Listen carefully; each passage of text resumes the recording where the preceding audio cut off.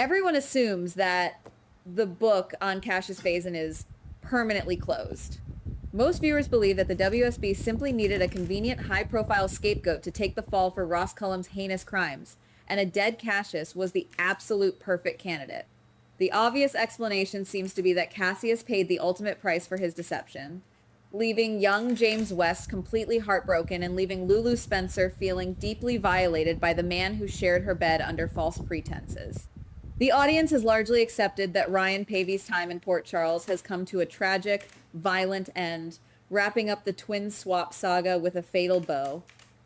We watched the tears fall, we felt the heavy weight of the betrayal, and we assumed that the cold ground would be the final resting place for Caesar Phazon's secret son.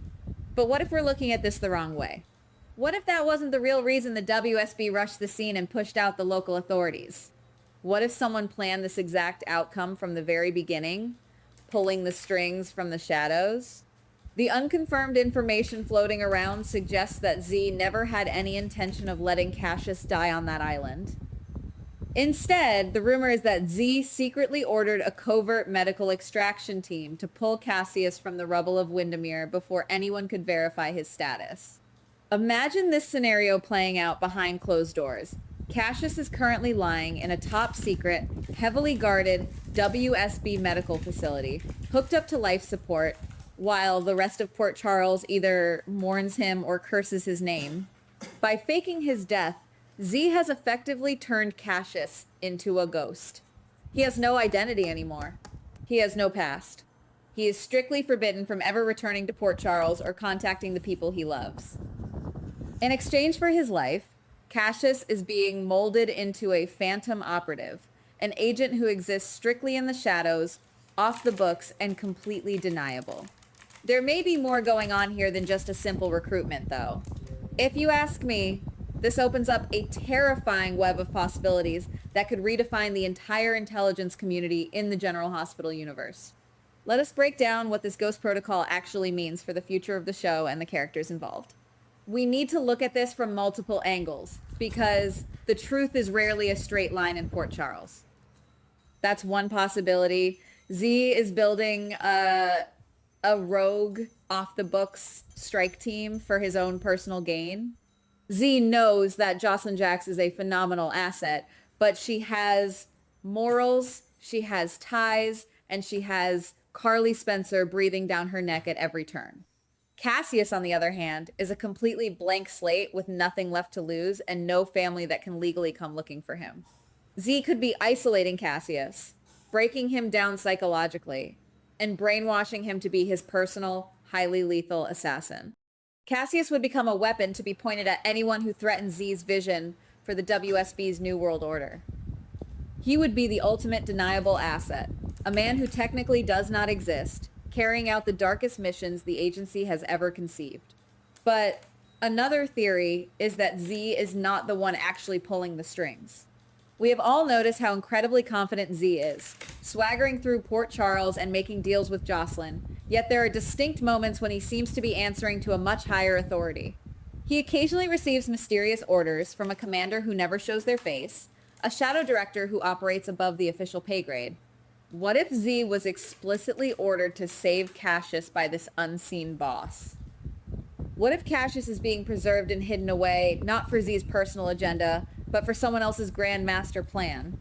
This shifts the entire dynamic of power within the WSB and introduces a player we haven't even met yet, or perhaps someone we already know all too well. And this leads us to the third most mind-blowing speculation of all. What if the person issuing those highly classified orders to Z is actually Nathan West? I keep wondering whether Nathan ever actually died 8 years ago. Think back to that devastating day at General Hospital. We saw Nathan take a bullet. We saw the unimaginable heartbreak. We watched Maxie Jones shatter into a million pieces. But did General Hospital ever truly show us Nathan's body being lowered into the ground in a definitive, undeniable way? So often in the soap opera world, a death without a highly scrutinized on-screen autopsy is just a temporary, albeit traumatic, vacation. What if the WSB, recognizing Nathan's unparalleled skills and the imminent threat against his family, intercepted Nathan's ambulance, faked his death certificates, and whisked him away into the deepest, most secure levels of international espionage. Maxie has spent nearly a decade grieving a man who might have been secretly pulling the strings of the global intelligence community the entire time. Now, brace yourselves, because we are diving into the most dangerous possibility of this entire leaked narrative. If Nathan has been alive this whole time, why on earth would he stay away? Why would a man who loved his wife so fiercely abandon Maxie and his unborn child? The answer lies in the dark, twisted legacy of his biological father. What if Cesar Faison wasn't just an enemy of the WSB? What if he secretly controlled it?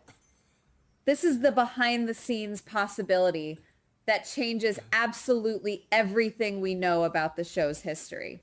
Over the decades, Faison could have planted hundreds of double agents, loyal only to him, deep within the agency. These sleeper agents slowly, methodically, rose through the ranks until the WSB was no longer the noble organization of Robert Scorpio and Anna Devane. It became a fractured, corrupted syndicate, rotting from the inside out. Nathan didn't stay away by choice. He stayed away because he uncovered this horrifying truth.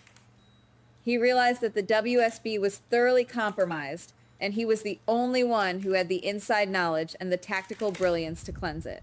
For 8 long, agonizing years, Nathan has been operating as a ghost himself, working in the absolute darkest corners of the globe, hunting down Faison's loyalists one by one. He couldn't risk bringing that immense danger back to Port Charles. He couldn't put Maxie and James in the crosshairs of a corrupted international intelligence agency. And now Nathan has ascended to become the unseen boss above Z.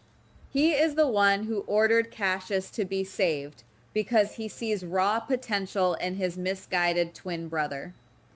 Cassius isn't going to be Z's pawn. He is going to be Nathan's protege. This dynamic is incredibly fascinating. Nathan will take Cassius under his wing, training him, breaking him of his deceptive habits, and turning his imposter twin into a lethal force for good. They will fight the very corruption their father created, side by side in the shadows. This perfectly explains Ryan Paevey's temporary exit from the canvas. He is off-screen being trained in this massive shadow war, leaving the door wide open for a monumental long-term return. When Ryan Paevey eventually comes back, the show can reveal that Cassius has completed his grueling mission, earned his redemption, and been freed from the heavy chains of his past identity. But what triggers Nathan's ultimate return to the light? According to the insider buzz, Valentine Cassidy's cold fusion prototype will be the catalyst. If Z decides to go rogue, betraying Nathan's directives, and attempts to use the cold fusion data to seize absolute, unchecked power over the WSB and the world, Nathan will be forced to step out of the shadows. He won't return to Port Charles for a tearful, romantic reunion with Maxie right away. He will return with a singular, dangerous mission to stop Z at all costs. Nathan will demand that Z hand over every single piece of data regarding the cold fusion project. If Z refuses, a massive, explosive civil war between the two generations of WSB leadership will officially detonate, catching Port Charles right in the crossfire. Imagine the absolute cinematic climax of this storyline. Picture the scene. Z is standing in a highly secure WSB command center, about to initiate a global takeover using the stolen cold fusion technology. The entire town of Port Charles still believes that Nathan West has been dead for 8 years, and that Cassius Faison died in the rubble of Windermere. Suddenly, the heavy steel doors of the command center blow open. The guards are neutralized in seconds. A figure walks through the smoke. Everyone in the room expects to see the fugitive Cassius, perhaps out for revenge. But the man who walks in doesn't have the guilt, the hesitation, or the deception of an imposter in his eyes. He has the righteous fury, the unwavering confidence, and the tactical precision of a veteran detective. It's Nathan West. He has completed his decade-long mission. He looks Z dead in the eye, the tension thick enough to cut with a knife, and delivers a line that will shake the fandom to its core. The WSB was betrayed a long time ago. Ooh, Joe. And now it is time for me to take it back. After defeating Z and dismantling the Rogue faction, Nathan could personally destroy the Cold Fusion Project, closing the book on one of the most dangerous secrets in WSB history, and finally earning his right to return home to his family. This would be the ultimate masterful way to tie the complex twin swap, the lingering Cold Fusion plot, Z's mysterious hidden agenda, and the dark, inescapable legacy of Caesar Faison into one epic, decade-in-the-making masterpiece of television. But of course, as of right now, we have to remember that this is all just unconfirmed information. It is a rumor, a powerful whisper echoing in the dark corridors of the fandom and the spoiler networks. Is Cassius really alive in a secret medical facility? Is Nathan West the ultimate puppet master who has been pulling the strings for the last 8 years? Will the Cold Fusion Project spark a WSB civil war? We simply do not know for sure. It could be absolutely true. It could be a massive, intentional misdirection planted by the writers to keep us off the scent. But one thing is absolutely certain. There is a much bigger, much more dangerous story playing out off screen right now, and we haven't even seen a fraction of it yet. Keep your eyes peeled, stay vigilant, and don't trust everything you see on screen, because the real truth is out there, just waiting to be leaked. Goodbye. Please like, subscribe, and comment on the GH Spoilers Daily channel.